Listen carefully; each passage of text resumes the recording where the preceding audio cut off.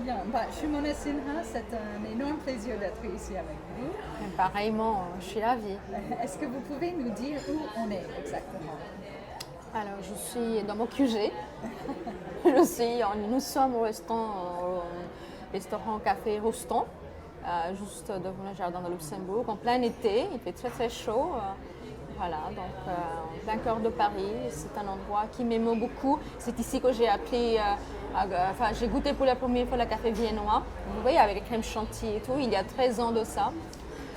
Et ici que j'ai commencé à lire, à écrire, à rencontrer des gens et puis écrire un peu mon premier roman et puis pour le deuxième roman aussi. Donc cet endroit, il m'est très cher. Il m'est très cher. Oui. Et vous êtes venue à Paris en tant qu'étudiante? Oui et non, c'est-à-dire c'était un programme d'échange. En 2001, quand je venais de terminer ma maîtrise en français, en langue et littérature linguistique française de l'université indienne à Hyderabad, au sud de l'Inde. Alors il y avait un programme de la part de l'ambassade de France en Inde qui invitait les étudiants qui ont terminé une maîtrise ou un DEA en français. Ils nous invitaient pour venir en France pour enseigner l'anglais, c'est-à-dire voilà, l'Inde était colonisée, on le sait, donc l'anglais il est étudié dans toutes les bonnes universités, collèges en Inde. Donc les étudiants qui ont à la fois une connaissance certaine en anglais et puis en français. Donc on nous a invités ici pour devenir ce qu'on s'appelle assistant d'anglais, vous voyez, assistant de langue. Donc ce poste, ça existe pour d'autres langues aussi. Par exemple, il y a des assistants d'espagnol, assistants d'italien, ou russe.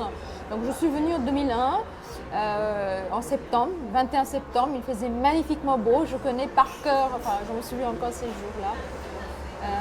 On disait c'était l'été indien je disais qu'est-ce que l'été, mais l'été n'est pas comme ça en Inde. Enfin, plus tard j'ai découvert ce que c'était l'été indien.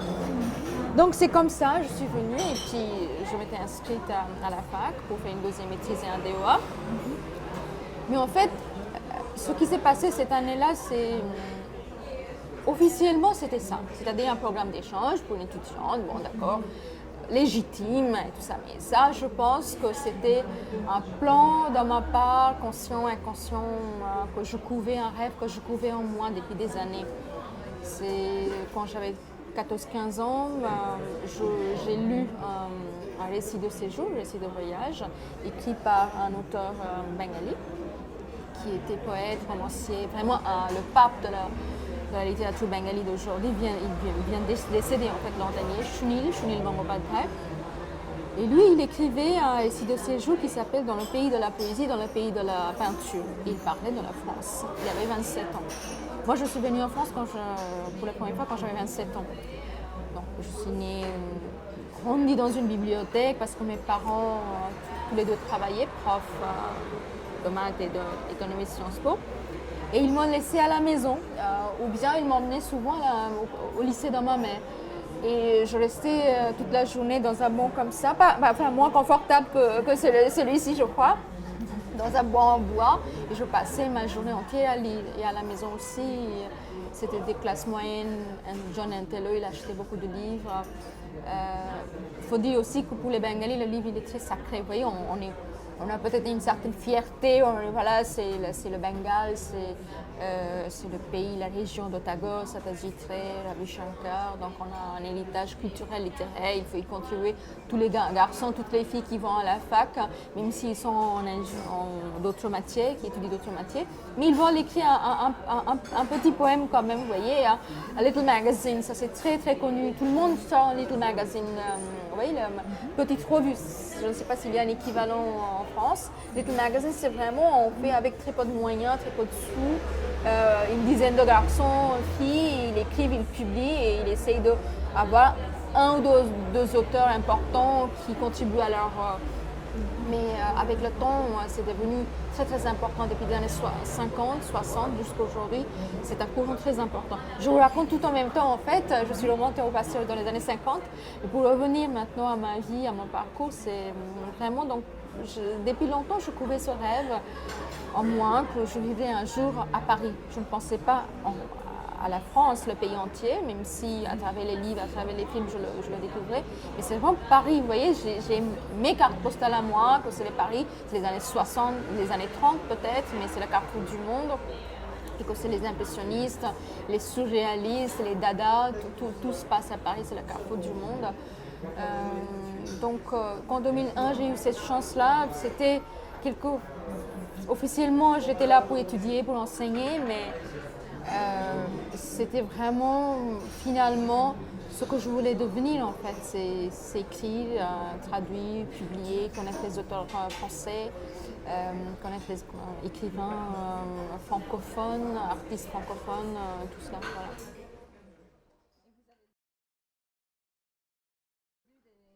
Des livres donc, en français, en langue française. C'était de la littérature française que vous lisiez enfant, adolescent. Alors, quand j'étais enfant, adolescent, ces livres français venaient beaucoup en traduction. Et surtout, il faut que je dise avant cela, il y a eu un petit dérive par la Russie. Parce que Bengale est un pays communiste rouge pendant 40 ans. On recevait énormément des livres russes et livres rouges. Il y avait des classiques, Dostoïevski, Tolstoï et d'autres, Sholokov, mais beaucoup aussi des livres de jeunesse, vous voyez, publiés aux éditions de Raduga, de Progrès, etc. Et mon père était marxiste, on recevait à la maison. Mais c'était toujours en traduction, c'était pas en russe, c'était soit en anglais, soit en bengali. Et les livres français aussi étaient en bengali ou bien en anglais. Et il faut dire aussi que je ne serais pas ici aujourd'hui, vraiment pas, s'il n'y avait pas autant de traductions par les auteurs bengalis, qui eux, ils étaient tombés amoureux de la langue française, de la littérature française, qui ont traduit. Il y a par exemple, je pense à Henri Michaud, qui est traduit par Loknath Bhattacharya. Loknath Bhattacharya, plus tard, je rencontre sa femme France Bhattacharya, qui elle traduit Jivanananda, un grand poète de la période post-Tagore. Et Loknath Bhattacharya, lui, il a traduit Henri Michaud. Donc vous voyez, il y a vraiment un dialogue d'amour entre les Bengalis et les Français. Peut-être les Français ne le savent pas encore, mais les Bengalis, nous savons que nous sommes éperdument amoureux des Français, en fait, sur le domaine littéraire. Donc il y a ce dialogue d'amour qui est là et qui m'a permis donc, justement à découvrir d'abord par la traduction et plus tard, quand j'ai appris le français, quand j'avais 22 ans, à ce moment-là, j'ai commencé bien sûr à lire. Et il faut dire que c'était vraiment un coup de foudre, vous voyez, c'était un besoin d'ailleurs, tellement, peut-être l'Inde, comme le monde entier, il y a une telle domination triomphale de la langue anglaise, culture anglaise, les films, les feuilletons, la littérature, le commerce entier, tout cela passe par l'anglais. Et peut-être on a besoin d'ailleurs une évasion comme Rimbaud, on détourne souvent cette phrase de Rimbaud. Rimbaud a dit la vraie vie est absente et on a fait une variation de cette phrase en disant la vraie vie est ailleurs. Donc je pense que j'avais besoin d'un ailleurs comme ça. Et donc c'était à 22 ans que vous avez commencé à étudier la langue française. C'était vraiment à cet âge-là, pas avant que vous avez commencé avec la langue? Oui, je ne connaissais absolument pas. J'avais commencé à apprendre la russe aussi, justement, quand j'avais... à quel âge? Attendez, les années se confondent dans ma tête. Peut-être 14-15 ans. Parce qu'on recevait des revues comme Misha, Femmes soviétiques. Je ne sais pas, je fais peut-être énorme gaffe là en parlant de tout cela, mais bon, ça fait partie de l'histoire. Donc, il y avait 2 pages pour donner des cours de russe, mais bon, c'était très différent. Ça m'amusait, mais c'est très différent. Après, j'ai continué mon chemin scolaire ailleurs autrement, une licence en économie Sciences Po. Mais lamentablement, parce que je déteste ça, je ne voulais qu'étudier une langue, la littérature qu'on parle et tout cela. Donc à 20 ans, 22 ans, quand j'ai enfin grandi, quand j'ai enfin pu avoir reçu la permission de mes parents, vous voyez, bon d'accord, maintenant tu peux faire ce que tu veux. Donc c'est à ce moment-là que je commençais vraiment à abécéder le français.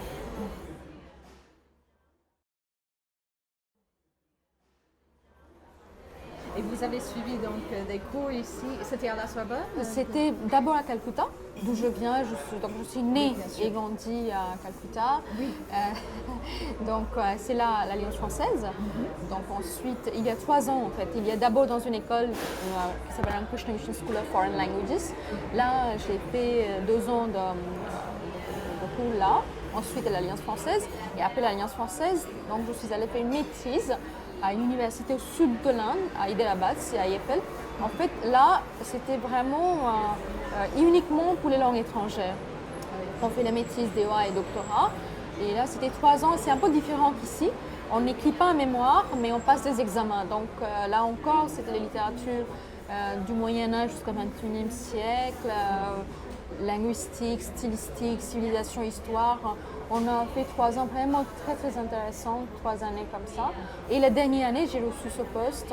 Je suis venue en France, j'ai fait une deuxième maîtrise et un DEA en lettres modernes à la Sorbonne. Oui. Et c'était au sujet de la poésie?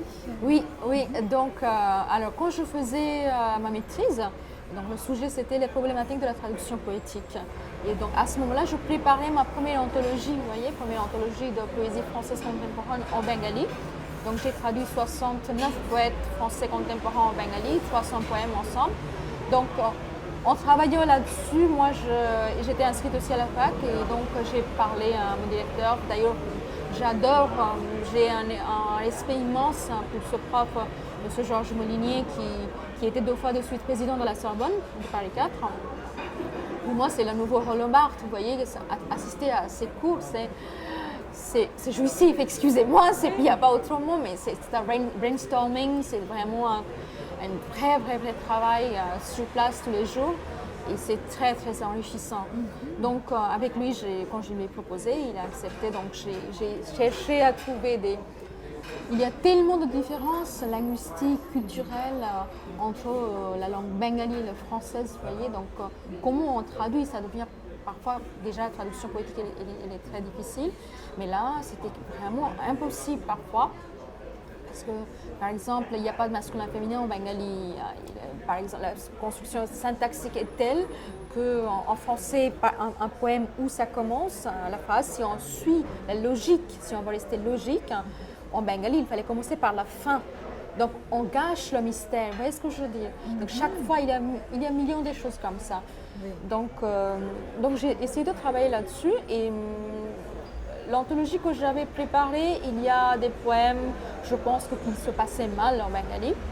Ça reste juste un avant-goût pour avoir envie de lire le poème en original en français. Par contre, d'autres poèmes, par exemple les poèmes de mon ex-mari Lionel Ray, qui est publié chez Gallimard, qui a reçu le prix Goncourt de la poésie. Enfin, c'est un grand monsieur de la poésie. C'est d'ailleurs, je lui dois beaucoup, sinon énormément, presque tout, dans ma vie littéraire en France. Donc, je ne sais pas si c'était parce que je le connaissais, en tout cas pour une raison mystérieuse. Ces poèmes-là se transformaient en bengali, magnifiquement bien, vraiment, ça glissait comme de l'eau. Donc ça, c'est le sujet dans ma maîtrise. Et la deuxième, le DEA, c'est en fait statut de la femme vu par les auteurs femmes. Donc comparaison toujours de la poésie française et poésie bengali. Quelles sont les priorités, quels sont les sujets récurrents.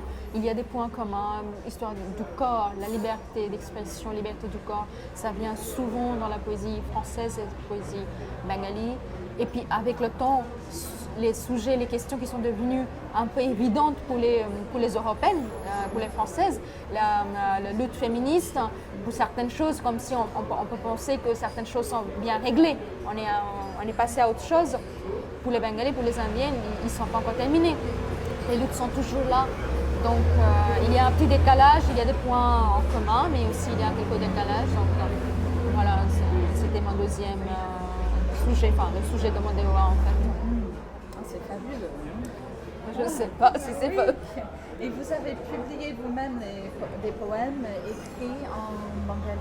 Oui, c'est il y a longtemps. Hein. Comme je vous parlais tout à l'heure de Little Magazine, c'est vraiment dans le courant de Little Magazine que j'ai publié. Quand j'avais 14 ans, j'ai commencé à publier dans les journaux pour les adultes, les pages de dimanche, les poèmes. Et à 17 ans, on m'a donné, il y a eu un concours dans la Bengale entière et une camarade de classe a envoyé mes poèmes et ça a été choisi pour avoir la première place. Vous voyez, donc mais bon, je ne pense pas que ça a une valeur quelconque importante littéraire, sinon que c'était commencé tôt et je pense que quand on a une ambition débordante comme la mienne, donc on commence très tôt, on dévore tout, on grimpe sur les échelles et on lit tous les livres qui étaient interdits, ce qui était mon cas. Ma mère achetait plein de livres et puis elle me disait, voilà, tiens, dans ce recueil-là, dans ce recueil, il y a peut-être l'œuvre entière, l'œuvre complète d'un auteur. Tiens, donne-moi le stylo rouge, tac, tac, tac, tac, tac, ça c'est 3-4 là, tu peux lire, le reste tu touches pas. Et bien elle facilitait ma tâche, je n'allais pas piocher, trier, j'allais directement lire tout. Ce qui est intéressant, je pense que je n'ai jamais eu l'impression de faire quelque chose de sale, vous voyez. C'est ce qui est très important. Je pense que les mots, la littérature, les mots ont ce pouvoir qu'il n'y a rien n'est sale, rien n'est glauque, rien n'est visqueux. Je me souviens des livres russes. Par exemple, il y avait une phrase qu'il y avait deux sœurs, histoire de deux sœurs. Il y a une seule sœur aînée, elle était très sage, très posée. Et l'autre, elle est plus sauvage, elle allait se bronzer parce qu'aujourd'hui, se bronzer, c'est à la mode, mais à cette époque-là, il fallait absolument garder la teint pâle, porcelaine, vous voyez ce que je veux dire? Donc elle allait dans les champs, dans les jardins et tout, c'est une famille aisée, peut-être un comte, un duc, je ne sais pas. Et donc à un moment donné, la description d'elle, de cette jeune fille cadette, ses seins sont verts comme des pommes. Alors pendant des jours et des jours, je me dis comment les seins peuvent être verts comme des pommes, vous voyez. Donc un enfant de 11 ans, quand il lit ça, elle ne cherche pas tout ce qui est... On peut penser, l'adulte peut penser que c'est vulgaire, c'est pas approprié pour un enfant. Mais un enfant pense à sa façon. Vous voyez, elle cherche les pommes vertes, elle ne cherche pas la soi-disant saleté dans cette histoire. Donc, il n'y a pas de censure. Il n'y a pas de censure là, dans ce sens-là. Donc, les livres venaient chez moi, je les lisais. À un moment donné, mes parents ont découvert peut-être que je lisais tout, mais finalement, ils ont accepté. Je pense qu'ils m'ont laissé vraiment cette liberté-là et je leur remercie beaucoup. Je ne remercierai jamais assez d'avoir acheté autant de livres. Voilà, ça, c'est la meilleure chose qui pourrait m'arriver.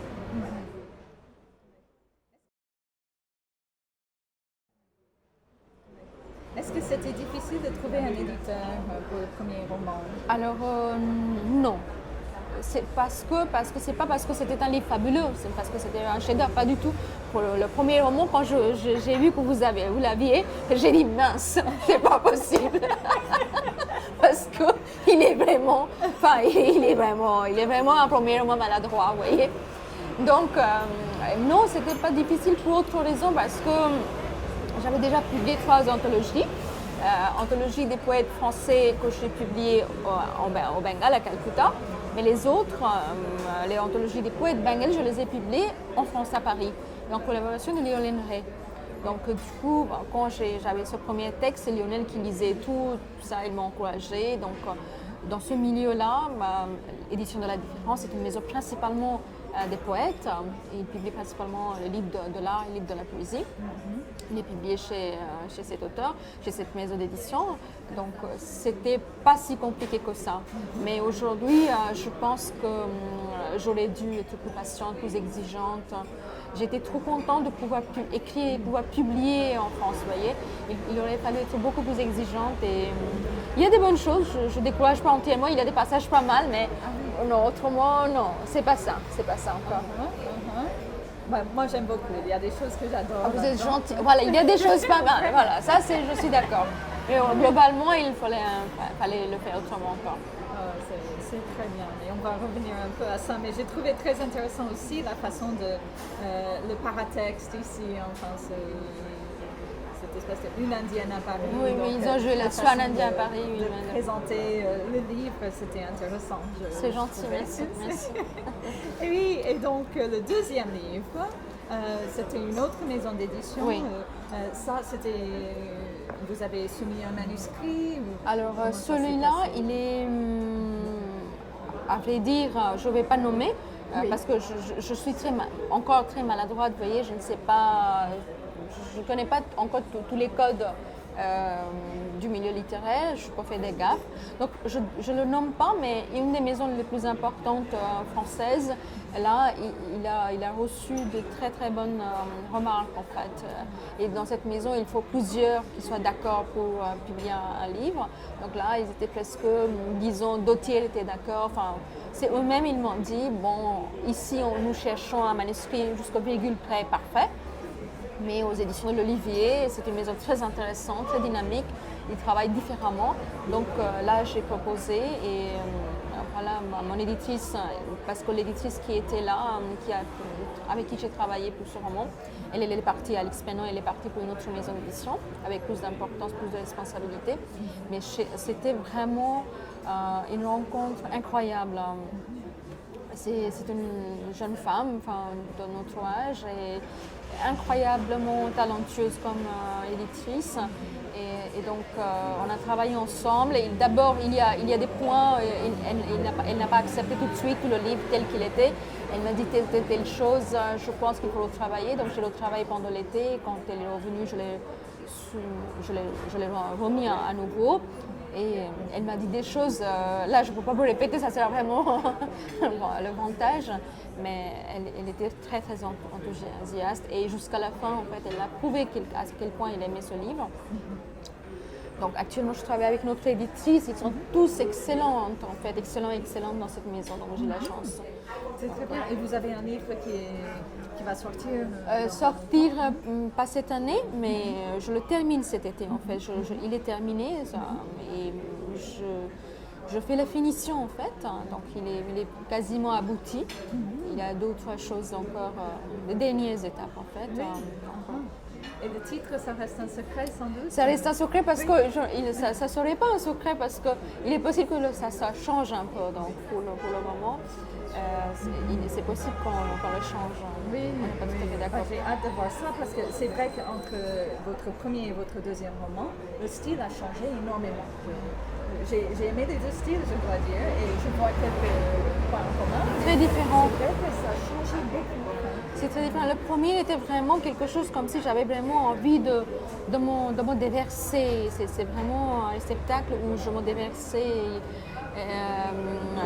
Tout ce que je suis, tout ce que j'ai, tout est versé dans le premier roman. C'est très narcissique, c'est très nobliste. Mais bon, et en même temps, c'est quelque chose comme un hommage d'amour. Vous voyez, tellement j'aimais Paris, tellement j'aimais la France. Tout est là, il y a un peu de name dropping. C'est pour ça aussi, si j'aime le Bleu des Foutins, tout de suite je le raconte.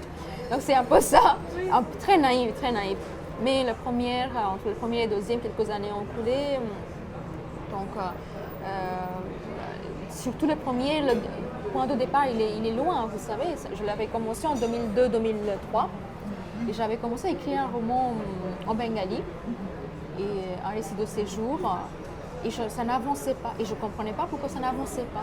Et puis à un moment donné, je me rends compte qu'en fait, je suis en train de réfléchir inconsciemment en français et inconsciemment du français, je suis en train de traduire en bengali. Donc ça n'allait vraiment.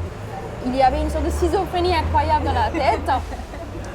Et du coup, à ce moment-là, je dis bon d'accord, puisque c'est comme ça, l'inconscient m'aide, donc je vais switcher vers le français. Et donc, dans ce premier roman, il y a toute cette évolution de traces de temps. Elle est là, vous voyez, cette trace, elle est là. Il y a une évolution dans ma connaissance de la langue française aussi qui est là avec le temps. Même si ce n'est pas chronologique, les chapitres ne sont pas comme ça. Mais il y a un chat. Il y a un gros chat. Il est mignon comme tout. Mais bon. Donc pour le deuxième, c'est plus conscient. Deuxième, je savais déjà que je vais écrire en français parce que ça ne serait pas seulement une question de l'amour, de l'inconscient, c'est aussi une question, si vous voulez, un choix très conscient. Parce que tout ce que je ne pourrais pas dire à cause des tabous, à cause du poids social, culturel sur moi en bengali, en français, je le peux. Parce que vous voyez ce qui se passe, c'est que je ne suis pas quelqu'un d'impudique. Mais en bengali, il y a des mots, il y a des concepts, que ça ne vient pas dans mon esprit en bengali. Il n'y a qu'en français je pense de cette façon-là, il n'y a qu'en français je prononce ces mots. Donc du coup, s'il n'y a qu'en français, je peux écrire, je peux dire ces choses-là, vous voyez ce que je veux dire. Et donc la langue française, c'est pas seulement juste à la barque, mais aussi c'est les passages qui emportent aussi les pensées.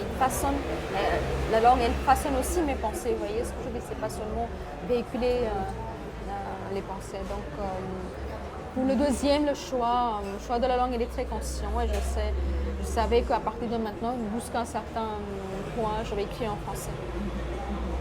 Et je vois que de temps en temps, on a des anglicismes qui entrent dans le texte, ou même quelques mots en italien de temps en temps.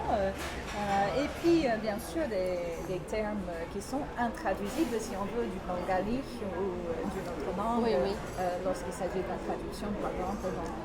Il y en a plus dans le troisième, parce que là encore, vous voyez, par exemple, pour le premier, je me disais souvent que c'est comme si je suis dans un aéroport, dans le transit lounge. Transit lounge, je suis ni tout à fait ici, ni tout à fait ailleurs, je ne suis pas encore partie, je ne suis pas encore arrivée, je suis dans la partance. Et c'est dans ce mouvement-là où je suis. Et cette position dans le transit, cette position de ne pas être tout à fait, de ne pas appartenir tout à fait à un endroit ou à une culture, à une langue ou à un pays, ça me plaisait, c'était excitant, c'était comme si j'étais dans le suspendu, dans le vide. Pour le deuxième, je suis déjà, j'ai envie de dire, je suis encore plus ancrée dans la langue française. Et j'aurais envie de dire, c'est pas la France mon pays, même si je suis devenue française sur les papiers. L'Inde n'est plus tout à fait mon pays. En fait, c'est la langue française qui est ma patrie. Vous voyez, je suis portée par la langue et rien d'autre. Et je suis suspendue encore dans le vide. Et peut-être j'aime bien ce danger, ce risque. J'aime ça peut-être. C'est pour ça que je n'aime pas dire que j'appartiens à l'Inde, j'appartiens à la France. Mais quelque part, je suis suspendue encore. Et il n'y a que la langue qui compte, il n'y a que la littérature qui compte. Mais pour le troisième, j'ai fait, si vous voulez, un retour au passé. C'est vraiment une balade dans les allées de mémoire. C'est très nostalgique, si vous voulez. Ça parle de l'Inde, de Calcutta précisément, des années 70, 80 jusqu'à aujourd'hui. C'est encore très politisé. Je décris vraiment le contexte socio-politique de l'Inde dans cette époque. Et donc, par exemple, là, c'est les mots indiens foisonnent, vous voyez, et je n'ai pas traduit, peut-être qu'il va y avoir un glossaire à la fin, mais les vêtements, les couleurs, des repas, tout ce qui est dans le maquillage, tout ce qui est dans le gestuel parfois, les rites, là, j'ai gardé exprès pour garder la couleur locale dans le troisième, qui n'est pas encore sorti.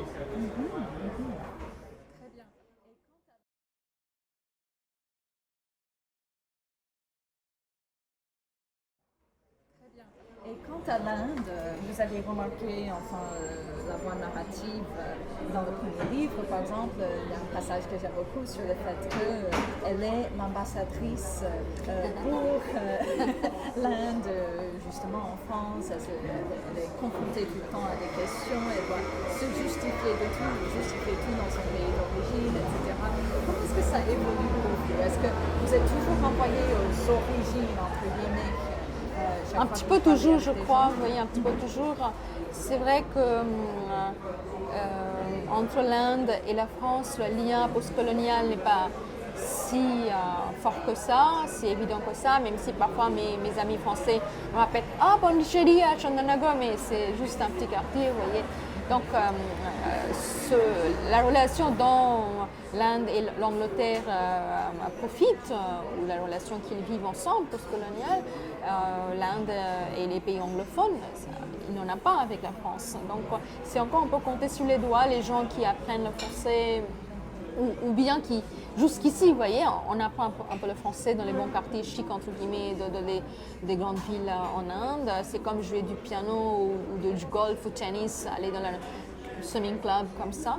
Ça fait chic, mais c'est pas dans les mœurs, vous voyez. Donc les Français aussi, c'est vrai qu'en général, sont étonnés quand ils voient une Indienne parler français, ou bien ça les surprend beaucoup, ça leur plaît. Mais bon, après, disons que ça fait 13 ans que je suis en France. Au début, si cette surprise m'en plaisait, mais peut-être avec le temps, moi aussi, je suis devenue un tout petit peu trop consciente dans mon parcours. Donc, les gens qui ne me connaissent pas, ça me gêne peut-être, c'est vrai, ça me gêne peut-être un peu que je restais toujours, si vous voulez, étrangère. Vous voyez ce que je dis? Une arabe ou une africaine, quand il vit en France, ça paraît entre guillemets légitime parce qu'il y a le lien postcolonial. Mais une indienne c'est pas écrit sur un écriteau sur ma tête que j'écris des livres et tout. Donc du coup, dans le quotidien, il y a une vraie facture. Il faut dire que tout ce que je viens de vous dire là, c'est vrai en ce qui concerne mon quotidien avec les gens que je connais pas dans la ville. En ce qui concerne mes amis, les journalistes, les auteurs, les critiques littéraires, les maisons d'édition, tout le milieu littéraire et artistique, ça c'est fabuleux, on ne peut pas imaginer mieux que ça, on ne peut pas être accueilli mieux que ça, ce qui m'est arrivé en si peu de temps. Mais c'est vrai, il y a un décalage, il y a une fracture entre ma vie littéraire et ma vie quotidienne. Donc peut-être ça a commencé un petit peu à me peser parfois, que je resterai toujours une indienne avec son accent, elle parle français, ah bon c'est ça. Donc cette surprise sera toujours là. Et je ne sais pas si à la longue, elle me sera agréable en fait. Je comprends tout à fait. Parce que, bon, moi je suis renvoyée à mes origines en permanence. Je détecte un petit accent et tout de suite, il faut que je me justifie, quoi. C'est vraiment, pourquoi expliquer, pourquoi je suis là, j'ai pas le droit, je suis une sorte d'imposteur, enfin je me sens comme ça. Oui, tout le temps c'est comme ça. Il y a, je pense, vous savez, on est arrivé sur un terrain de discussion qui est un peu délicat, mais j'en profite puisqu'on en parle. Je pense vraiment que la France que je vis aujourd'hui, elle n'existe que dans mes illusions. C'est vraiment mes cartes postales personnelles que je vis. J'essaie de les ranimer, j'essaie de les renouveler comme ça dans ma tête uniquement. La vraie France, moi je ne la connais pas encore.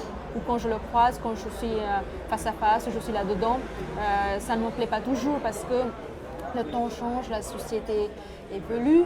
Et aujourd'hui, la France, et à nouveau, ce n'est pas les France dans les années 30, vous voyez, des années 60. Moi, je suis encore dans les années 60, 60s, couleurs, tout ça, pop, liberté des femmes, brûler les soutiens-gorge. Ce n'est plus le cas. Et il y a un retour au passé, il y a une rechute, même les Français le disent, il y a une rechute pas possible. Voilà, donc, si vous voulez, la France d'aujourd'hui, c'est vraiment, je dirais, un grand chantier où il y a toutes les populations avec leur bagage culturel, religieux, historico-politique arrivent, s'installent pour longtemps, pour peu de temps, uniquement pour travailler, uniquement par amour, j'en sais rien. Mais toutes ces populations, ils n'ont pas encore trouvé leur équilibre paisible. C'est vraiment dans les fractures, dans les conflits, même entre les Français. Regardez ce qui s'est passé pour le mariage gay. Il y a eu tellement de manifs, des gens qui n'étaient pas d'accord, qui étaient contre. Pourtant, il y a des pays qui sont plus catholiques, ils ont été d'accord depuis longtemps, enfin assez tôt, assez vite. Angleterre, Portugal et d'autres. Donc là, ce qui se passe en France, et entre les franco-français et les franco-français et les gens, nous tous qui venons d'ailleurs, je pense que c'est toutes les populations, je ne dirais pas en rupture, mais en confrontation perpétuelle. Vous voyez, ils sont face à face et on n'a pas encore trouvé un équilibre paisible. Donc, ça serait complètement idiot. Personne ne pense d'avoir une société homogène. Ça n'existe pas. Rien n'est homogène. Un individu n'est pas homogène. Il est rempli de contradictions et des doutes et des dilemmes. C'est un patchwork. Chaque être humain est un patchwork de plusieurs idées contradictoires. Mais dans la société, arrivé à un moment donné, il faut avoir quelques idées, quelques grandes lignes de pensée, de l'esprit, qu'on puisse le repérer, qu'on puisse référer ce pays-là à ces grandes lignes d'idées, vous voyez. Quand je pense à la France, je pense aux révolutions françaises, Paris Commune, mai 68, liberté de l'expression, liberté de la femme. Donc toutes ces questions-là, à nouveau, je pense qu'ils ne sont pas mis en danger, mais ils sont à nouveau remués activement. Et peut-être d'ici dans 20 ans, 30 ans, ça sera à nouveau, on va trouver à nouveau un équilibre. Et bon, ça sera mieux. Actuellement, je ne pense pas que c'est vraiment Paris, Paris de rêve, Paris de carte postale et Paris d'aujourd'hui réel. Il y a un petit décalage quand même, je pense. Absolument. Et est-ce que vous vous sentez parisienne Oui, ça oui. Ça oui, je le revendique, je ne sais pas à quel point, mais bon, après il faut dire, regardez comment je suis habillée. Je ne suis pas habillée en noir, une petite robe noire, toute simple, je suis maquillée, je ne suis pas easy chic comme les Parisiennes. Je ne suis pas easy chic. Pour easy chic, je ne serai jamais parisienne, je serai plus italienne, je crois, à Rome. Je pense que les femmes ont droit d'être très pomponnée, vous voyez. Oui. Mais bon, je suis presque toujours pomponnée, mais c'est sur ce point-là, peut-être les Parisiens ne diront pas que je suis parisienne, mais je suis parisienne pour le Jardin de Luxembourg, pour les livres, pour tout ce qui est de références culturelles, littéraires, cinématographiques. Oui.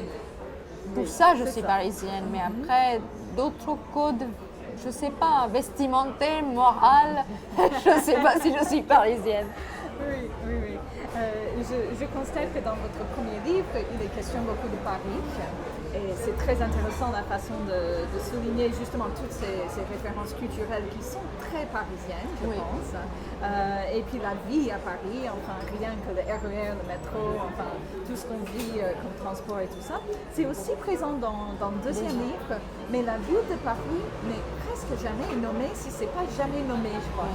Et vous dites souvent, enfin La ville, qui dit la ville d'Europe. Et c'est souvent la ville d'Europe. Et moi, je me demandais s'il n'y avait pas un glissement là. Et surtout, enfin, ce que je trouve dans les deux livres, c'est on n'est pas dans la nation française, si on veut. On est dans une ville d'Europe, justement. Très juste. Oui. En fait, il y a plusieurs choses. Déjà, dans le premier, j'avais absolument besoin de célébrer Paris. Vous voyez, il y a des histoires d'amour, il y a des hommes dans le premier livre, mais la première histoire d'amour, le principal histoire d'amour, c'est en fait entre la jeune femme Magali et Paris, en fait. Donc, il y a beaucoup de références socioculturelles, littéraires dans le premier.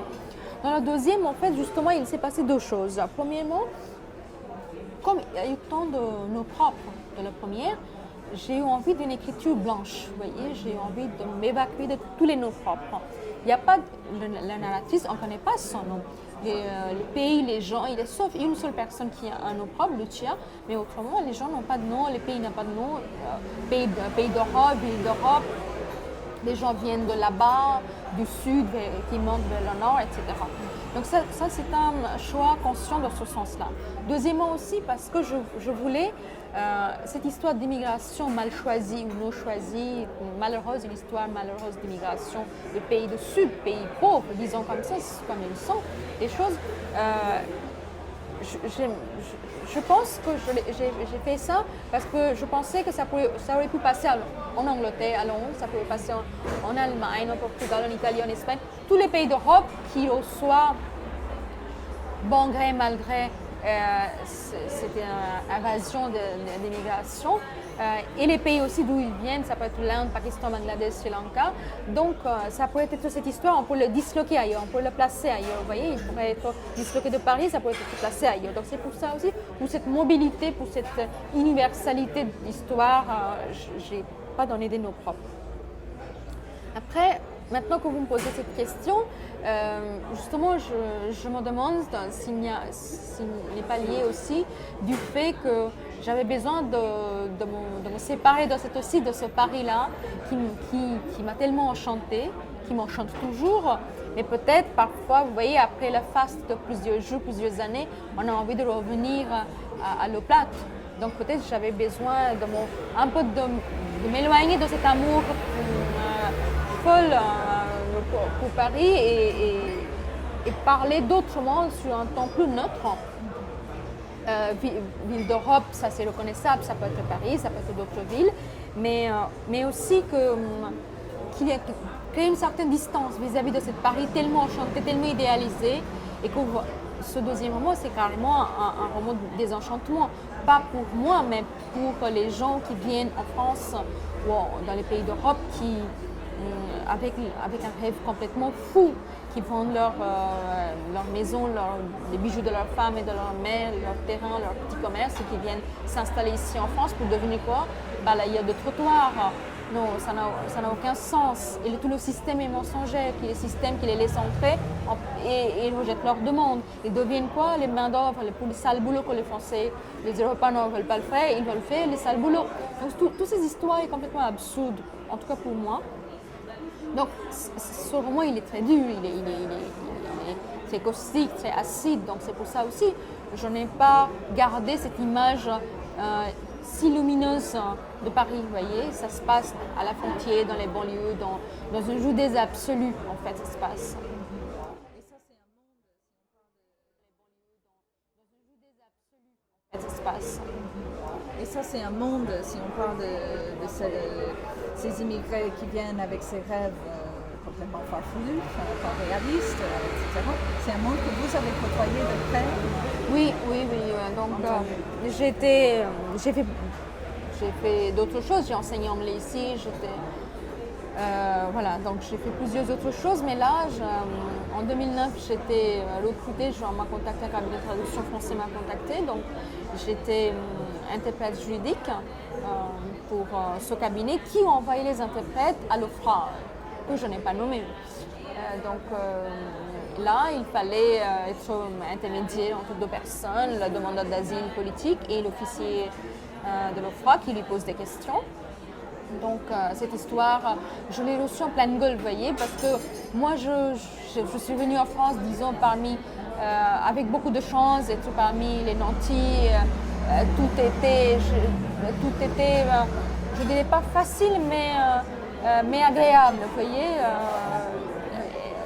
Et là, je découvre, je voyais à Paris dans les rues, de loin en loin, maintenant, ces derniers quelques 3-4 ans, je les vois de plus en plus.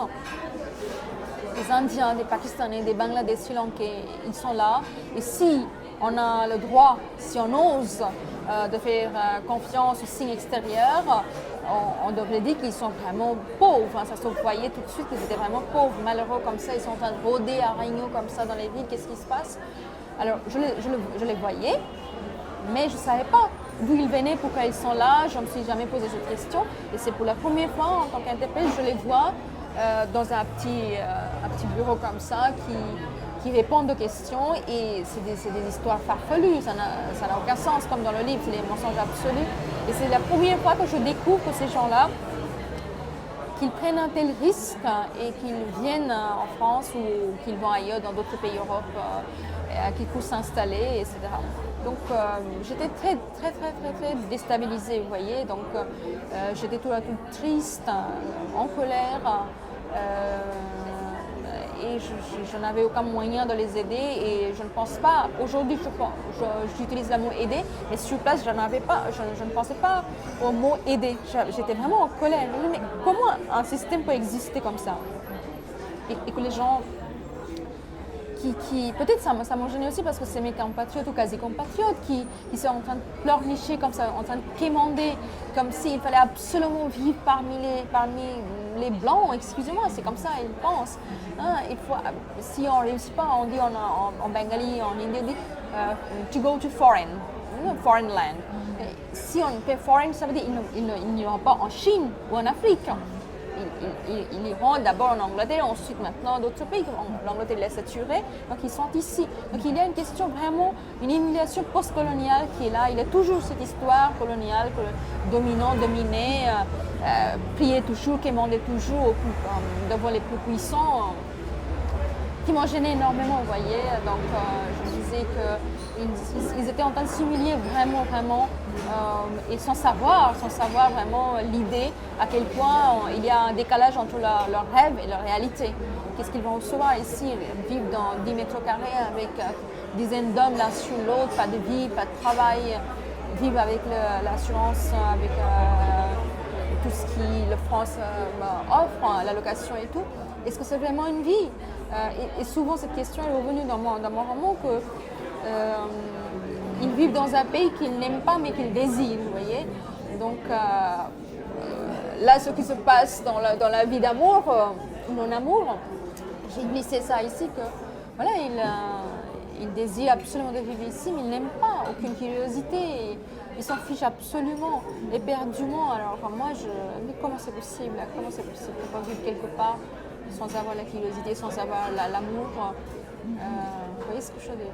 Oui, absolument. Je pense que cette immigration économique, qui n'est pas une immigration culturelle, écologique aussi, parce que d'ici 20 ans, peut-être la moitié du Bangladesh au sud serait sous l'eau.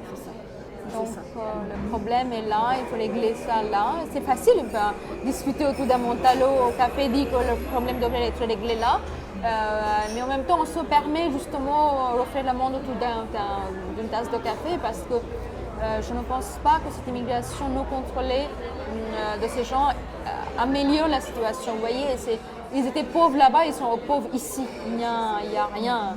Sinon, peut-être une paire de baskets, une veste en simili-cuir, ou peut-être encore 1 euro égale 100 taka au Bangladesh. Donc, quand ça se transforme, ça leur fait beaucoup d'argent. Mais en attendant, est-ce que la société avance de cette façon-là? Est-ce que la société finalement a toujours avancé de cette façon-là, avec les mensonges, avec les fausses luttes, les luttes ratées, avec les faux combats, avec les déchirures, avec les ruptures? Est-ce que la société humaine a toujours avancé comme ça? Peut-être c'est comme ça, c'est moi qui ai réagi de cette façon. Peut-être que la société est toujours comme ça. Mais on sent très fort ce qui est extrêmement impressionnant dans ce livre, c'est cette position intenable entre le médiateur, de cette femme qui est médiatrice entre les pays, le pays, enfin les gens de son pays, son compatriote, et puis souvent les hommes d'ailleurs, et puis les juges en France qui vont prendre les paroles, et c'est tellement fort dans ce livre. C'est aussi, je le vois aussi comme une sorte de commentaire sur l'écriture même, c'est-à-dire ce qui sonne faux, ce qui sonne juste, ce qui fait authentique, et le fait que la vérité est relative. Oui, ça change tout le temps de main. C'est tellement fort. Oui. Merci beaucoup. Oh, oui, c'est extraordinaire. Et puis je le prends un peu de manière métaphorique pour le processus d'écriture. D'ailleurs, il y a Ève Tchétchène, qui est romancière quelque part, engagée, et qui transforme les paroles un peu démunies. Oui, il y en a beaucoup d'Ève Adam, si vous voulez. Il y a beaucoup de soldats comme ça qui croient que, puisque eux, ils ont la chance de trouver une place confortable en France, donc c'est dans leur devoir d'aider leur peuple, vous voyez. J'étais quasiment seule à avoir une idée aussi opposée que cela, que non, finalement, notre rôle n'est pas être bon ou mauvais, gentil ou méchant. Sur place, notre devoir, le rôle des interprètes, est de traduire correctement et honnêtement des propos des uns et des autres, vous voyez. Ça, c'était pas une opinion, une position qui était très bien vue. La majeure partie de mes collègues, ils n'attendaient qu'un moyen d'aider leur peuple, vous voyez. Et même, je ne sais pas seulement les interprètes, même les officiers étaient très, très étonnés par ma position. Il y a une majeure partie des officiers aussi attendaient que j'ai cette solidarité ethnique. Et moi, je n'ai pas de solidarité ethnique, vous voyez. Moi, je ne peux pas l'avoir, une solidarité ethnique. J'ai un sens de droiture, si vous voulez, de bien et de mal qui m'est propre. Et je réagis par cela. Je ne peux pas dire, puisque c'est dans mon pays, puisque c'est mon peuple, je vais les défendre avec les ongles. Ce n'est pas possible. Et surtout, dans cette situation-là, je me dis, c'est une telle usine de mensonges, vous voyez, qu'on les fait venir. Si la France ne voulait pas, alors vous et moi, si on va voyager sans passeport, sans visa, on ne peut pas bouger. Alors comment ces gens-là viennent? Comment ils entrent? Il y a des contrôles, mais ils entrent quand même. Vous voyez ce que je veux dire? Et une fois ils sont entrés, ils sont traités comme des chiens. Et combien de gens obtiennent l'asile? Combien de gens obtiennent un statut? En tout cas pour le dossier demande bangladesh, 9 fois sur 10, cette demande elle est rejetée. Donc combien de gens? Il y a une personne sur peut-être 200 ou 100 qui reçoivent l'asile, le reste, ils ne le savent pas. Donc ils vivent dans des conditions, après 10 ans, 15 ans, ils recommencent la même procédure, le même procès, redemandent, réexamen, ils vivent comme ça, dans l'angoisse, dans le rejet. Un pays, un peuple vous dit non, ferme la porte et vous insistez, vous persistez, vous insistez, vous persistez. C'est humiliant, non? C'est incroyable. Hein? Et donc, comment est-ce qu'on a reçu ce livre ici en France? Oui. Donc, en ce qui concerne le milieu littéraire, vraiment chouette, si on peut le dire comme ça, vraiment bien. Il a reçu des prix littéraires. Vous le savez. Tout ce qui s'est passé. Donc ça c'était vraiment bien, génial. Je ne sais pas si je dois citer tout ce qui a été nommé comme les prix littéraires ou tout cela, vous n'avez pas besoin, peut-être vous le savez déjà. C'était nommé pour le prix Renaudot. Oui, il était dans la juste shortlist de prix Renaudot. Il a reçu comme prix Valérie Larbaud, prix populiste. Et puis la critique, ils étaient très très enthousiastes, il faut le dire. Les émissions télé, radio, tout ça, c'était bien enrichissant, mais en même temps, ce qui s'est passé dans mon travail, c'est que juste 20 jours avant la sortie de ce livre, j'ai été récusée. En fait, l'OFRA avait découvert que j'ai écrit un tel livre. En fait, ce qui s'est passé, qu'un mois avant la sortie, je continuais toujours à travailler comme interprète à l'OFRA et les officiers de protection, la plupart sont des femmes d'ailleurs, comme c'est mentionné dans le roman. Elles m'ont posé des questions. Il paraît que vous avez écrit un roman sur l'OFRA. Alors déjà, donc je sortais le grand jeu, disons non, c'est pas un livre, c'est un roman et c'est pas sur l'OFRA, c'est sur l'immigration, c'est ça. Donc je voyais que ça commençait à parler un petit peu là, donc j'ai parlé au directeur de mon cabinet de traduction en disant écoutez, il se passe des choses, on m'a posé des questions. Non, c'est rien, ça ne me dit rien du tout. Ensuite, j'ai été convoquée par la responsable des services intermédiaires. Donc je lui ai dit voilà, il y a un livre qui va sortir, mais il n'y a pas de bourreau, il n'y a pas de victime, c'est juste quête d'homme éternel qui voyage, qui part. Est-ce qu'il a le droit de partir, est-ce qu'il a le droit de voyager, l'homme a toujours, etc. Je pense qu'elle n'a pas vraiment saisi le point de vue. En tout cas, quand le livre, elle m'a dit qu'il faudrait que vous me donniez le livre. Et donc, j'ai donné le livre. Et j'étais en Suisse, en fait, c'était ma première rencontre littéraire, un petit festival, un foire du livre en Suisse. Et je reçois un mail du patron de mon cabinet de traduction en disant que voilà, je suis vraiment désolée pour vous. Ce livre, l'OFRA, vous a récusé. Alors, ce qui s'est passé sur le champ, j'étais très en colère, mais avec le temps, je ne peux qu'en rire. La lettre de l'OFRA, c'est hilarante. La première phrase, les arguments qui ont établi, c'est que Shimon Asena nous a mis face à un fait accompli. Il aurait fallu déposer le manuscrit préalablement pour qu'on puisse indiquer les limites à ne pas dépasser. Non mais attendez, non mais c'est bête ça de dire comme ça. Enfin dire comme ça oui, mais pas écrit. En sanskrit on dit Shatang Bada Malik. Ça veut dire dis tout ce que tu veux 100 fois mais écris jamais. Donc écrire des bêtises comme ça, il fallait le faire. Après tout au long aussi, il y a dans les arguments des choses bizarres.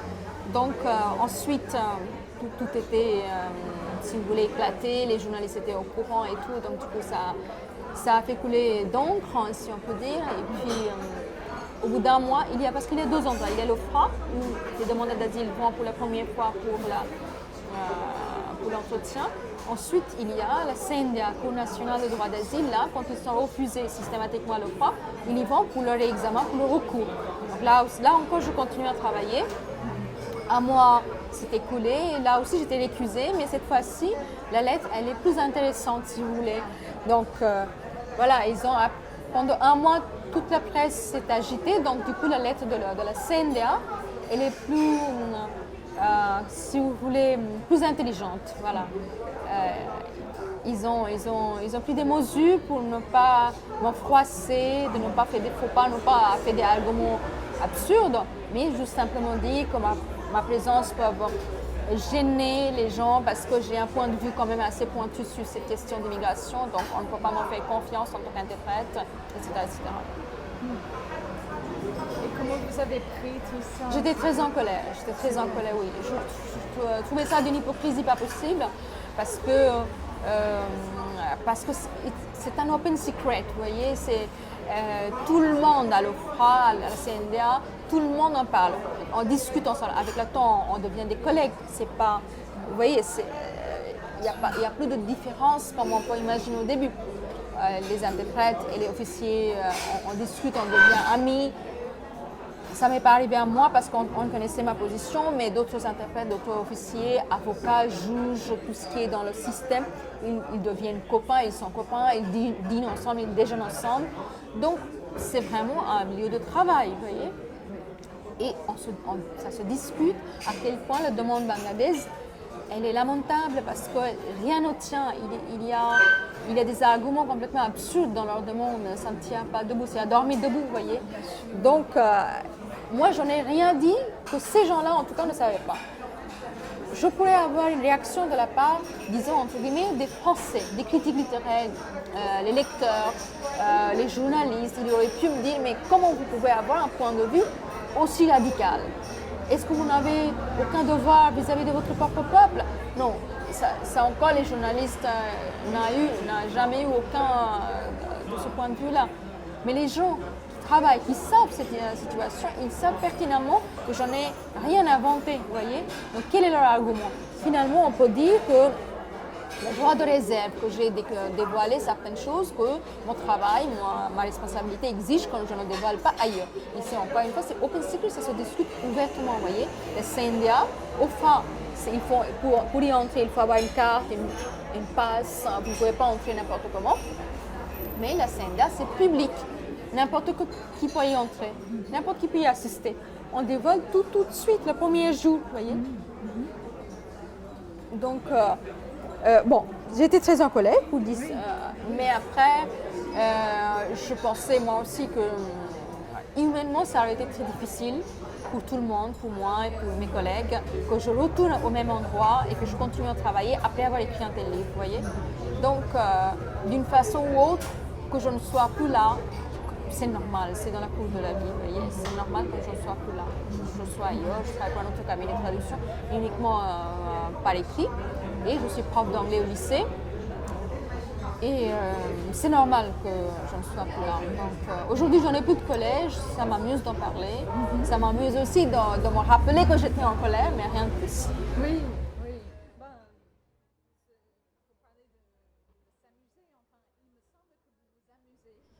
Dans les deux livres, il y a énormément d'humour. Alors que ce n'est pas des livres comiques, enfin, on n'est pas en train de rire, mais il y a des moments où on rit très bien d'ailleurs, enfin, même ces récits parfois qui ne tiennent pas debout. Oui, c'est absurde. C'est très drôle. Oui, je raconte souvent ces histoires. Par exemple, il y a un homme qui veut prouver qu'il est chrétien. Donc, le Bangladesh, comme c'est un pays islamique ou islamiste, la nuance, bon bref. La Constitution déclare que l'islam, c'est sa religion de l'État. Et moi, je pense, le moment, il y a des pays hindous aussi, il y a des pays chrétiens, le moment où l'État déclare qu'il y a une religion officielle quelconque de l'État, ça devient inquiétant, vous voyez. Donc, pour Bangladesh, quand il faut dire que quelqu'un va prouver que je suis chrétien, ou je suis bouddhiste, ou je suis hindou, et donc je suis persécutée par les musulmans, par les méchants musulmans fondamentalistes. Donc il y a un type qui arrive, il est chrétien, il dit mais on ne le croit pas. Donc l'officier lui pose la question, bon d'accord monsieur, si vous êtes chrétien, il faut le prouver, si vous dites que vous l'êtes. Alors il y a une fête, la plus grande fête des chrétiens, c'est quoi? Il réfléchit là, regarde le plafond, regarde tout. Alors non monsieur, ça se passe en plein hiver, en décembre. Écoutez, moi j'étais très embêtée par les terroristes, je n'avais pas le temps de fêter. Alors encore monsieur, bon la deuxième question là-dessus, Jésus-Christ, oui, d'accord. Jésus-Christ, quand il était né, il y avait 3 personnes qui sont venues pour lui rendre hommage. Qui étaient ces 3 personnes? Mais écoutez, depuis tout à l'heure, je vous dis que j'étais harcelée, persécutée par les terroristes, j'ai pas vu qu'ils sont venus voir Jésus. Alors, vous voyez, je pouffe de rire, je ne peux pas traduire, je m'écroule, vous voyez. C'est très drôle. C'est très drôle. Il y a que des histoires comme ça, mais je peux vous raconter pendant des heures. Il y a un autre, par exemple, souvent ils disent qu'ils sont incarcérés. Vous voyez, ils étaient en prison, ils étaient incarcérés. Alors on lui demande, bon d'accord, décrivez-moi comment c'était votre période d'incarcération. Il y a un type, il s'installe, c'était très chaud d'ailleurs comme ça, de cette époque de l'année. Il s'installe comme ça, il dit, oh madame, le prison il est très dur, les ventilateurs ne marchent pas. Donc, où il a trouvé une prison avec les ventilateurs et où le ventilateur ne marchait pas, je ne sais pas, mais bon, c'est... Il n'y a que des histoires comme ça. Hein. C'est super. Je vois, il y a de la matière. Il y a de la matière. Encore, oui, j'aurais pu une deuxième, mais bon. Là, encore, ce que je fais, vous savez, c'est la traduction par écrit. Donc, c'est la même chose, mais par écrit. Donc, c'est la première étape, d'ailleurs, le premier geste qu'ils font quand ils viennent en France. Ils créent l'écrit, en fait, avec grâce aux public writers et déposer. Donc, il y a des récits que je traduis. Et moi, ça me donne envie d'écrire un roman en français en faisant autant de fautes d'orthographe et de syntaxe linguistique. Ça serait très drôle, vous voyez. Ah oui. Ça serait très drôle. Par exemple, au lieu de dire matin, il dit batin. Et vous voyez. Oui, oui. Ça change tout. Ça change tout. Il y aura toujours. Par exemple, il y a des romanciers, poètes aussi français qui ont cette école d'exercice de style, vous voyez. Oui. Il écrivent un roman où il n'y aura pas le voyelle E. Voilà. Il y aurait un roman. Voilà, exactement. Il y aura un roman, on va supprimer systématiquement la première phrase. Ou bien il n'y aura jamais la dernière phrase. Vous voyez ce que je veux dire? Il y a plein d'exercices de style. Donc moi je me dis, peut-être un jour je vais écrire un roman en français en introduisant exprès toutes ces erreurs. C'est une très bonne idée. Ça serait drôle, enfin, je sais pas. Ah oui. Est-ce qu'il y a des traductions en cours? Alors, pour le premier, il y a quelques extraits en espagnol. Et pour le deuxième, il est sorti en italien. Ah bon? Et l'anglais, d'ailleurs, c'est une de vos compatriotes. Elle est d'ailleurs de Washington DC. Je pense actuellement, elle fait soit doctorat, soit la première année de DEA à New York. Elle a commencé en fait le projet de traduction en anglais. Et en allemand, il est en cours justement. Pour l'espagnol, non. L'italien, il est déjà sorti. Et en bengali? Je n'oserais pas.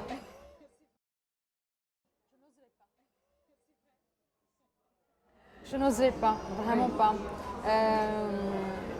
Il y a quelque chose encore, la société change énormément, vous voyez, en Inde, avec le boom économique et tout.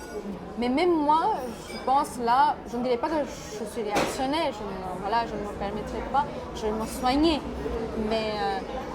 Mais moi, je suis encore nostalgique.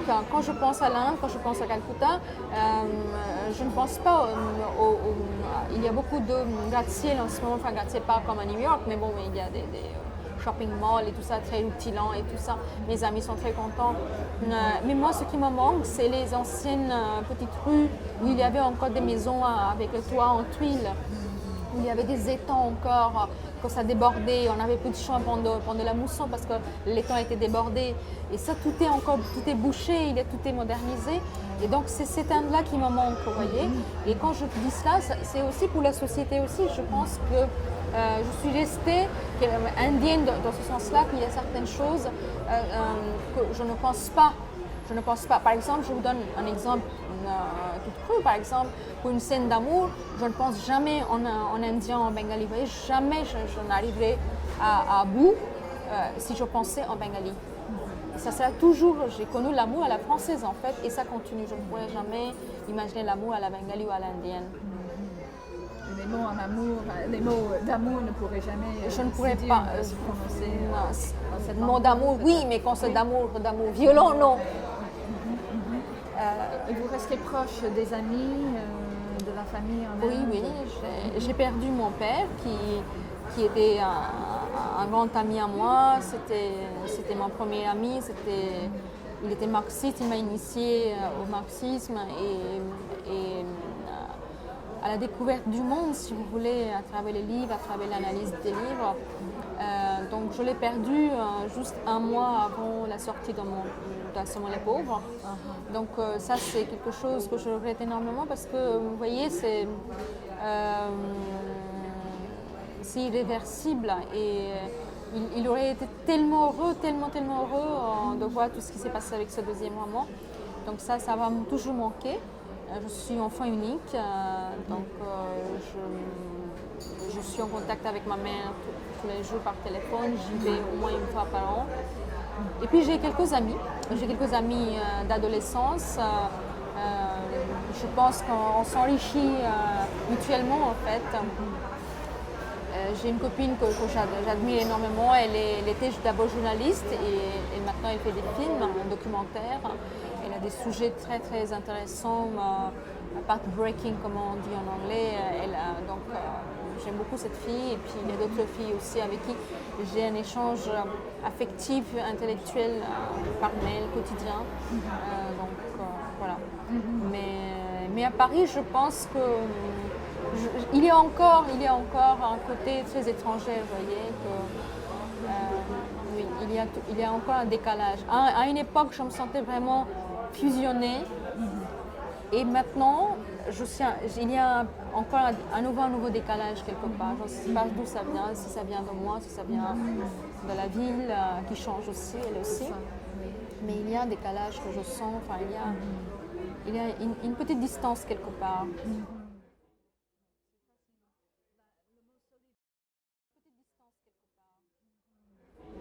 C'est fascinant. Le mot solidarité est un mot que vous avez prononcé par rapport à la solidarité ethnique. Est-ce qu'il y a une certaine solidarité entre femmes? Vous évoquez d'ailleurs une sorte des Parisiennes. Il faut se faire aimer des Parisiennes au féminin dans votre premier livre.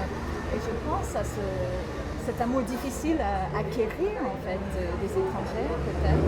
Et je me demandais s'il y a une sorte de solidarité entre femmes d'ailleurs, et d'ailleurs des femmes écrivaines. Alors justement, sincèrement, à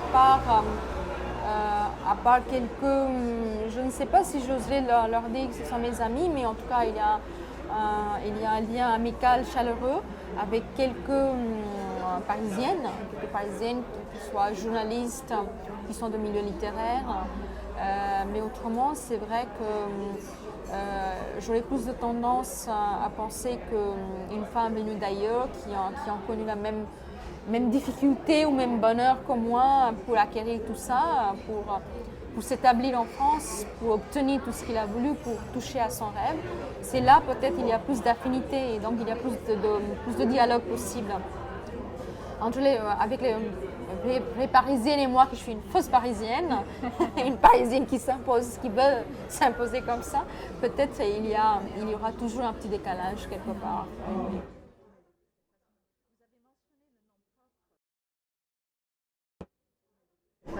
Vous avez mentionné le nom propre et moi j'étais fascinée justement par le changement dans votre prénom. Comment ça s'est fait? Oui, d'accord. Ah oui, d'accord. C'est légèrement différent. Oui, c'est légèrement différent. Alors, ma mère, elle est très mécontente. Hein. C'est vrai. Oui, elle est très mécontente. Elle m'a menacée. Je vous raconte l'histoire par la fin. Elle m'a même récemment dit, tu vas avoir des problèmes avec la police à cause de ça. Elle n'est vraiment pas contente. Mais en fait, parce que mon prénom se prononce Shumona. Et donc ça s'écrit en bengali, comme avec l'alphabet bengali. Oui.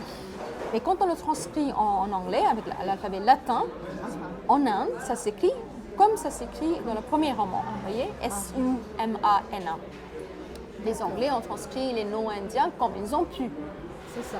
Alors du coup, quand j'étais en France, on m'appelait toujours Soumana partout. Et chaque fois, je ne pouvais pas corriger, vous voyez, Soumana, c'était Shumana.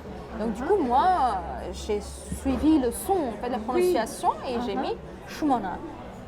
Rien d'autre. Mais ça, surtout pour mes amis, pour ma famille et mes amis de l'Inde, pour eux, c'est presque comme une sorte de trahison. J'ai une copine dont je vous parlais tout à l'heure, la cinéaste. Oui. Moi, j'ai 2 adresses mail avec Shumana et l'autre avec Soumana. Et je veux supprimer Soumana, mais j'arrive pas parce qu'elle refuse. C'est une résistance pour elle. Elle n'accepte pas ma part Shumana, ma part française. Elle veut absolument garder le Soumana. Enfin, pour elle, c'est Shumana, mais l'orthographe, vous voyez? C'est ça, cette donc, c'est sa façon à elle, c'est ça aussi sa façon à ma mère aussi, de dire que tu appartiens encore, tu nous appartiens, tu es à nous. Donc, moi, je ne suis pas métisse par naissance, vous voyez, mais je considère que je suis métisse par mon vécu ou par métisse culturelle, vous voyez. Et donc, du coup, pour moi, c'est évident aujourd'hui que je vive à Paris, que je vais continuer à vivre à Paris, mais je pense que c'est très douloureux pour ma mère, pour ma famille et pour certains de mes amis. Donc, il y a un appel comme ça, il essaye de trouver les traces ou les signes où je ne suis pas parisienne, où je suis vraiment encore indienne ou bengali ou de quelqu'un de leur quartier, vous voyez.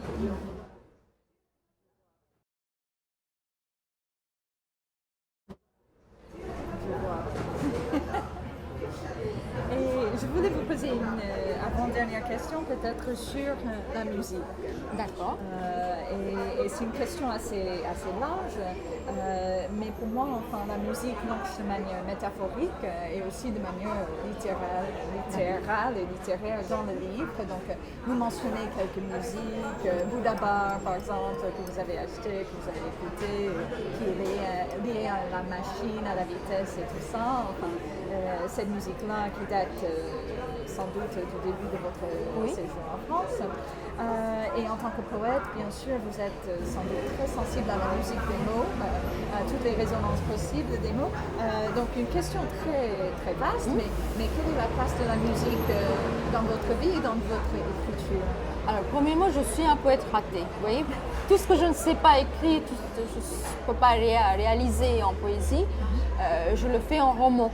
Donc, dans mes romans, il y a une part poétique, une écriture poétique, comme on dit, et justement parce que je suis un poète raté. Alors, pour la musique, c'est vrai que c'est vraiment vital, et je ne me suis pas rendu compte à quel point, à quel moment, comment elle est devenue vitale, mais j'ai des périodes comme ça, et il y a des passages dans mon roman, de tous les romans, tout ce que j'écris, même le troisième qui est en cours, en fait, je l'écris en écoutant la musique, soit musique classique, soit le jazz, et parfois certains passages, par exemple pour le deuxième Assommons les pauvres, où il y a vraiment une violence citadine, vous voyez. Là, j'écoutais des raps, par exemple. Et parfois, j'écoute la musique en casque, je me mets vraiment dans une bulle et je suis coupée du monde, même dans mon petit appartement. Même là, j'ai besoin de m'éloigner des chaises et des tables et tout ce que je vois visuellement. Je ne peux pas écrire avec un bandeau sur mes yeux, c'est impossible. Mais en tout cas, avec la musique, ça me fait couper du reste du monde. Et je suis dans mon bulle. Et peut-être quelque part, cette musique m'aide à avoir un rythme, un flow, vous voyez, une fluidité comme ça. Ça coule quand ça coule, ça coule pas toujours, hein. Quand ça coule, je pense que c'est aussi parce que je suis emportée moi-même par la musique et je ne peux pas passer un seul jour sans musique. Si vous ne me connaissez pas encore, actuellement j'écris beaucoup, j'écoute beaucoup Asaf Avidan. Il a une voix, vraiment, ça invite le désert, on a envie de traverser le désert en écoutant cette musique. Et puis l'autre jour, j'écoutais Dvorak. Mais il y a des périodes comme ça. Ça peut être une période longue quand je ne peux qu'écouter la musique classique. Ça peut être une période courte, ça peut être une demi-journée. Ça peut être le matin, c'est la musique classique. Le soir, c'est quelque chose de plus pop, plus rock. Mais les langues, c'est vrai que je ne peux pas me séparer. Vous avez une formation en musique? Non, pas du tout. Mais je crois que la seule chose que vous pouvez m'en critiquer, jusqu'ici, j'espère que je ne me suis pas vantée, mais là, je vais m'en vanter. Je pense que je ne chante pas faux. Ah, c'est chouette. Enfin, c'est des chansons indiennes, hein? C'est des chansons indiennes. C'est très bien. Non, mais non, n'ayez pas... Alison, vous ne pouvez pas avoir un l'air si sérieux quand je parle de la musique et que je chante. Non, c'est juste que je chante sous la douche et que je pense que je vais pas... Il y a pas un chien qui commence à beugler, à aboyer dès que je chante, c'est tout. Enfin.